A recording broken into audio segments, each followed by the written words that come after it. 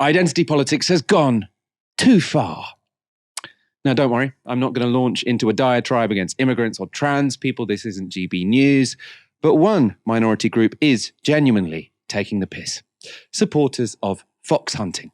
The chair of Hunting Kind, that's a pro-fox hunting group, has said UK hunters should be a protected minority. The chair of Hunting Kind is called Ed Swales. He said this to the Field Sports Channel podcast. The attack on hunting and the anti-hunting lobby, let's say by the animal rights extremist movement, has effectively been a person-on-person conflict using the excuse of animal welfare. It's nothing to do with animal welfare, it's just people against people. And therefore, the work we've been doing is in the legal space under the Equality Act 2010, and no work has been done to protect hunting or the minority group of people that partake in it, like us, since that act has been created. There was some work done before in 2007 by the Countryside Alliance. That law has now changed. It's now 2010 Equality Act. And so I've spent 3 years writing a submission, getting it peer-reviewed and getting it put in front of leading counsel, Human Rights, Silk, who sits on the Council of the European Court of Human Rights. And he unequivocally, the good news, the round of applause, is that the outcome of that from the Human Rights Silk is that as a protected minority group under the Equality Act, we qualify undoubtedly 10 out of 10. Thank you. Yeah, we'll take the applause. I think it's... Good man.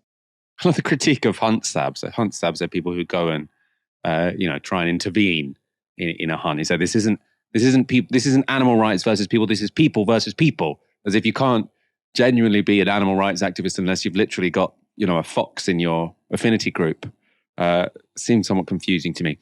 Swales explained that the discrimination hunters face includes hotels and other venues cancelling their events. And he went on to say why he thinks Keir Starmer should be in listening mode. What we're going to do is give Labour what they want. We're going to give Labour what they're screaming for, which is diversity, minority protections. Hey, we're going to give you some of that, boys, and you're going to take it up. Oh, you're sounding a tiny bit cynical, if I may say. Well, no, I'm being honest. That's what they stand for. We've got it in law. Let's play our part. It was makes my skin crawl a little bit, that fella. The hunting community is down this road before. In 2003, they set up a free church of country sports to try and get status as a protected minority, and they tried again for the 2021 census.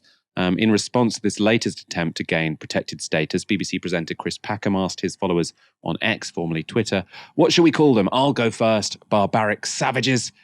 Swales told The Telegraph that the comments were yet another example of the discrimination and prejudice that our community has experienced for decades. To come from a high-profile media personality shows just how far in the wrong direction this toxic and prejudiced anti-hunting rhetoric has travelled. We do not and should not be expected to accept it. Just in case you're a little bit confused about this, so fox hunting is illegal.